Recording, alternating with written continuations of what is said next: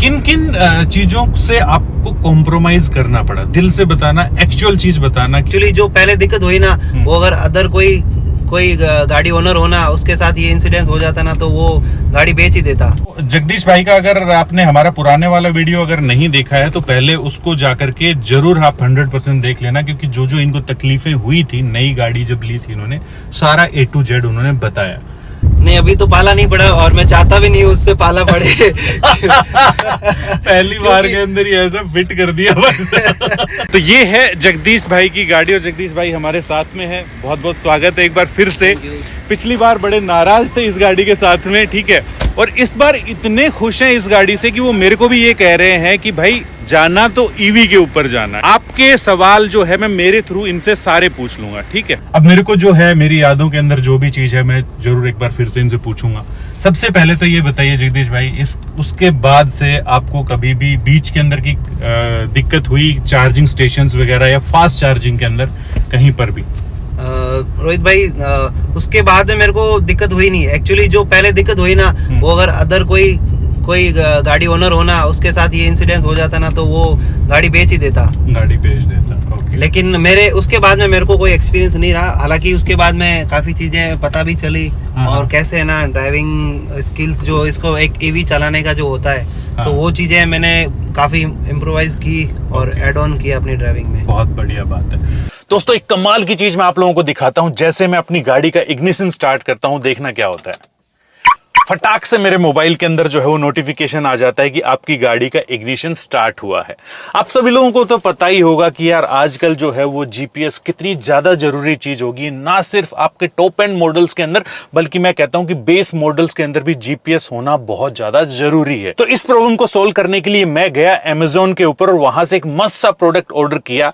वो है आपका, ये रहा आपका वन लैप का माइक्रो जीपीएस ट्रैकिंग डिवाइस। ये बेसिकली एक जीपीएस ट्रैकिंग डिवाइस है जो कि मेरी कार को बहुत ही सेफ और सिक्योर बनाता है। इस पैकेट में से एक बहुत ही छोटू सा डिवाइस निकल करके आता है, जैसे कि आपकी पेन ड्राइव हो। इसको आप कहीं से भी पावर दे सकते हो, चाहे टेल लैंप से दे सकते हो, चाहे डैशबोर्ड में से दे सकते हो, या रूफ लाइट में से दे सकते हो, या स्पीकर्स के साथ में रख सकते हो, वहां से आप पावर दे सकते हो। और अच्छी बात क्या है कि ये सिर्फ आपको इग्निशन का अलर्ट ही नहीं देता, और भी बहुत सारे कमाल के फीचर हैं इसके अंदर। जैसे कि ये आपकी गाड़ी की लाइव लोकेशन भी बताता रहता है कि इस समय आपकी गाड़ी कहां पर है, और इतना ही नहीं, आपकी कार की हिस्ट्री भी बताता है कि कौन सा रूट के ऊपर आपकी गाड़ी गई थी। और सबसे अच्छी चीज पता क्या चीज लगी? आप एक एरिया डिसाइड कर दीजिए, और अगर उस एरिया से बाहर आपकी गाड़ी जाती है तो उसका अलर्ट भी आपको दे देता है ये डिवाइस। तो दोस्तों ये छोटी सी डिवाइस बड़ी कमाल की है, इसी वजह से लोगों ने इसको 5 स्टार रेटिंग दी है।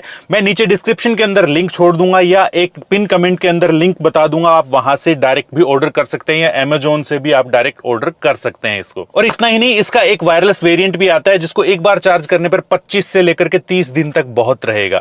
वो भी अमेजोन के ऊपर अवेलेबल है। अभी वहां पर काफी सारे ऑफर चल रहे हैं, उनका लाभ उठाइए। दूसरी चीज ये कि अब आपने 12,322 ऑलमोस्ट गाड़ी चला दी, ऑलमोस्ट क्या पूरे चला दी है इतना।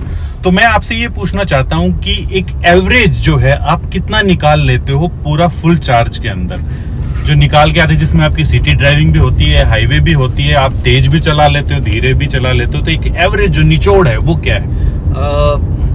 अपन मोटा अगर मैं मानू ना, तो मतलब 180 to 225, वो डिपेंड करता है अपन कैसे चलाते हैं। मतलब 40 किलोमीटर का हेरफेर होता है, ठीक है। 180 से लेकर के मोटा मोटी 220 का आप रेंज लगा करके चलो। आप इसको डेली चार्ज करते हैं? डिपेंड करता, अगर मेरी रन सपोज एक दिन ज्यादा हो जाती है, तो अगर 50% मैं कंज्यूम कर लेता हूँ तो मैं लगा देता हूँ। मैं बैक ऑफ द माइंड ये नहीं रखना चाहता कि यार अपनी गाड़ी चला रहे हैं और मतलब चार्ज कम है। हाँ, ये चीज नहीं होनी चाहिए कि कभी भी ready to run, all of sudden अगर कहीं जाना है तो अपने पास ऑप्शन रहना चाहिए, वो उसके हिसाब से। अब ये बताओ कि आप मेरे ख्याल से मुझे लगा सोसाइटी में रहते हो, राइट? जी। फर्स्ट सेकंड थर्ड कौन से भी फ्लोर पे आप बंदा रह सकता है, तो सोसाइटी के अंदर आपका चार्जिंग स्टेशन इन्होंने दे रखा है, या फिर कैसे करते हो? हाँ, वो मेरे दिमाग में पहले आया था जब मैंने ईवी ले रहा था, क्योंकि सोसाइटी अगर खुद का ओन हाउस है तो फिर कोई दिक्कत नहीं आती है। लेकिन अगर सोसाइटी में रहते हैं तो उसके लिए मतलब 1 मीटर से अपन डायरेक्ट कंपनी अपन को वो देती है, पूरा सेटअप देती है, बॉक्स देती है जिसमें एमसीबी लगा हुआ सारा चीजें। तो वो सोसाइटी वाले अलाउ कर देते हैं? हाँ, सोसाइटी वाले अलाउ कर देते हैं जनरली, ऐसा कोई दिक्कत वाली बात नहीं है। तो जिसकी पार्किंग होती है, अंडर रूफ पार्किंग होती है और मीटर के पास में होता है, उसके लिए तो फार बेटर है। अगर आउटसाइड थोड़ा डिस्टेंस है, मीटर से डिस्टेंस है, तो उसके लिए थोड़ा सा एक इश्यू हो सकता है, क्या उसको या तो एक्सटेंशन लगाना पड़ेगा। ओके, तो ये चीजें हैं। इस गाड़ी के अंदर दोस्तों बेइंतहा पावर आपको मिलने वाली है। जैसे आप एक्सीलरेट करते हो, ये कहती है कि छोड़ दे मेरे को, मैं भाग लूंगी, ठीक है। वो वाली चीज है इसके अंदर। और अगर कोई नौसिखिया ड्राइवर है और वो सारी चीजें, तो उससे वास्तव में ही जो छुड़वा करके भी चली जाएगी, क्योंकि जैसे एक्सीलरेट करते हो ये चलते चलते भी व्हील स्पिन मार देगी, ठीक है। तो ये है इस गाड़ी के अंदर। अब मैं बात करता हूँ कि भाई इन्होंने ये गाड़ी 15.5 लाख के अंदर उठाई, किन किन चीजों से आपको कॉम्प्रोमाइज करना पड़ा, दिल से बताना, एक्चुअल चीज बताना कि एक जो नॉर्मल गाड़ी होती है और एक ईवी ओनर को किन किन चीजों से कॉम्प्रोमाइज करना पड़ता है, डेली फेस जो चीजें करता है वो। तो नेगेटिव्स का सबसे पहले एक मैं जेन्युइन रिव्यू बताना चाहता हूँ कि एक नॉर्मल जो गाड़ी ओनर है वो ये सोचता है कि मेरे को रेंज एंजाइटी है ना, वो जो है ना रूटीन में जिसकी हैबिट हो जाती है ना, उसके लिए कोई दिक्कत नहीं है। एक नए के लिए थोड़ा सा उसको एडजस्ट होना थोड़ा टाइम लगता है, it takes time little bit.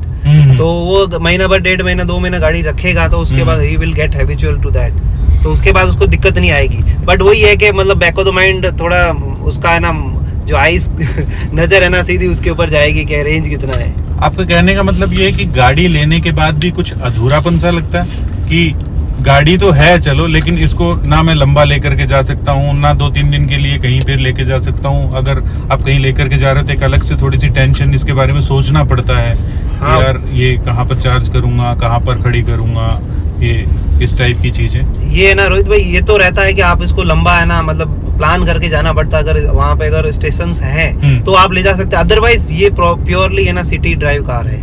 मैं ये क्लियर करना चाहता हूँ, क्योंकि आप ये हाईवे के लिए बनी नहीं है, क्योंकि इसमें इतना रेंज नहीं है, क्योंकि अपने पास जो इंफ्रास्ट्रक्चर नहीं है अभी एट प्रेजेंट इंडिया में।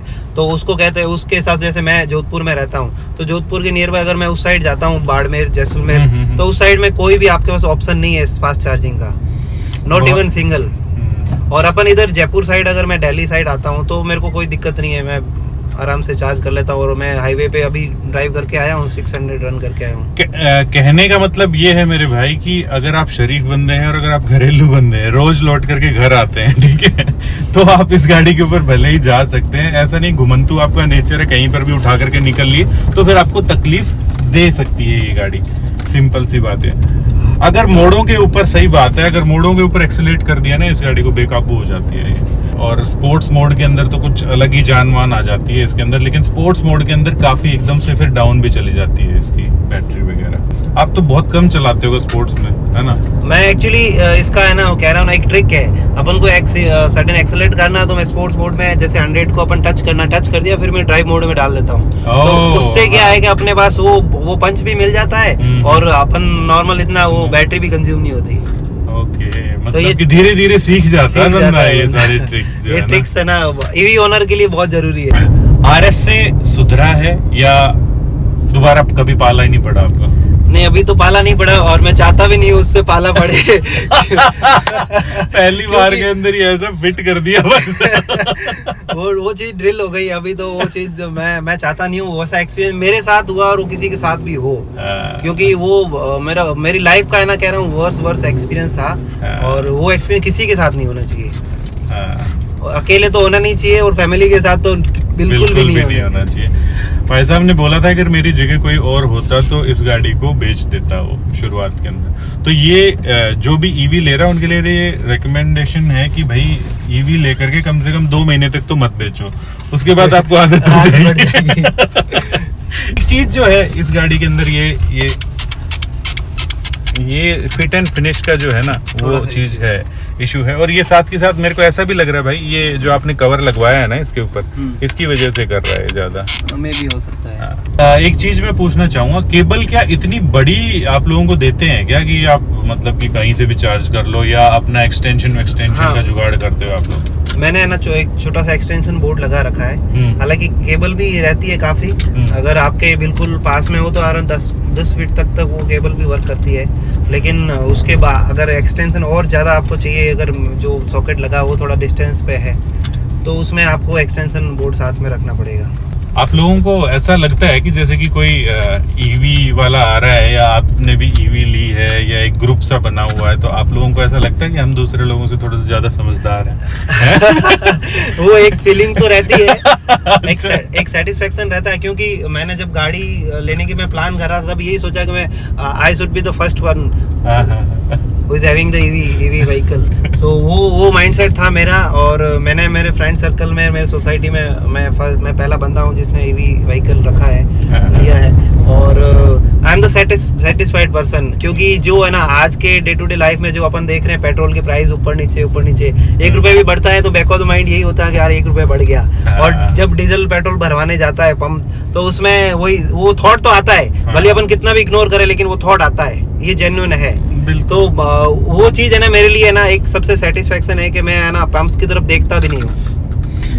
100 बात की एक बात, अगर ये घर में चार्ज करते हैं तो 1 रुपया पर किलोमीटर के हिसाब से पड़ती है इनको ये गाड़ी, अगर ये बाहर फास्ट चार्जिंग में करते हैं तो 2 या 2.5 रुपए के आसपास पड़ती है, ऐसा ही है वैसा जी। तो बताओ इससे बढ़िया क्या चीज? अगर आपके सोलर लगा हुआ है तो फ्री ऑफ कॉस्ट आप गाड़ी ड्राइव करो और वो भी ना इस 2022 में आप फ्री ऑफ कॉस्ट गाड़ी ड्राइव करो, वो एक सबसे कितनी बड़ी चीज है यार।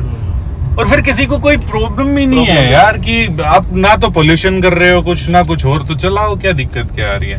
मोस्टली जो मतलब की कीमत है वो तो इसकी बैटरी की है, ठीक है। तो अच्छा, बैटरी के ऊपर कितनी वारंटी वगैरह और वो सारी चीजें? बैटरी पे कंपनी 8 इयर्स और 2 लाख किलोमीटर तक का देती है, अपन को वारंटी देती है। अगर 8 साल में और 2 लाख किलोमीटर के रेंज में अगर इतने साल रख ली और अगर इतने दिन आपने चला ली ना गाड़ी, मतलब इतनी चला ली 2 लाख, ये पता नहीं कितनी बार, 2 बार कम से कम अपनी वैल्यू वसूल कर देगी ये गाड़ी, ठीक है। तो और क्या चाहिए यार। और आप ये देखो कि अगर डीजल और पेट्रोल के अंदर इतनी चला ली आपने गाड़ी, ठीक है, तो कितना आप पैसा फूक दोगे एक्स्ट्रा उसके ऊपर। गहराई से सोचा जाए तो ईवी वाले होते तो समझदार हैं। थैंक यू रोहित भाई, थैंक यू। गुड, किसी ने तो समझा। का ये प्लस है कि आप है ना गाड़ी चार्ज करो, महीने भर तक चार्ज करो, कोई दिक्कत नहीं, जब आपका बिल आएगा तभी आपको पे करना है। बढ़िया, हाँ बिल्कुल सहूलियत है ना, आपको बिल्कुल सहूलियत है, कैश इन हैंड रखना नहीं पड़ता है। Yes yes yes. और मैं तो कहता हूँ बेस मॉडल लो, सबसे बेस्ट ऑप्शन है। अच्छा, हाँ, क्योंकि आप अपने को जो कह रहे हैं ना, एक तो सनरूफ की जरूरत नहीं है, ऑटो लैंप्स वगैरह है, ऑटो वाइपर है, तो ये तो कोई अपन मतलब ऐसे बंदे हैं जो मैनुअल चलाने पे मजा आता है, वो लोग तो फिर ये सारी चीजें तो बेसिक है, ऐसा कोई दिक्कत वाली बात नहीं है। हाँ बिल्कुल सही बात है। यस, नहीं वैसे वास्तव में एक वैल्यू फॉर मनी जो है ना वो जरूर दिखाई दे रही है। और अगर आप दिल्ली एनसीआर के अंदर रह करके भी ये चीज नहीं ले सकते तो फिर लेगा कौन इनको, ये बताओ। तो दोस्तों ये था आज का हमारा एक दूसरा पार्ट एक्सपीरियंस, जब ये सेटिस्फाई हुए हैं अपनी इस गाड़ी से भी, और शुरू के अंदर ये सेटिस्फाई नहीं थे, आरएसए वगैरह जो है वो इनको दोबारा कभी पाला पड़ा नहीं, ठीक है। तो ये चीज, तो मिलते हैं ऐसे किसी नेक्स्ट वीडियो के अंदर इसी मैसेज के साथ कि अगर 4 व्हीलर चलाते हैं तो सीट बेल्ट जरूर डालिएगा, 2 व्हीलर अगर चलाते हैं तो हेलमेट जरूर पहनिएगा। हमें इंस्टाग्राम के ऊपर फॉलो करना मत भूलिए। Thank you so much Jagdish भाई। हाय, तो मिलते हैं नेक्स्ट वीडियो में। जय हिंद, जय भारत।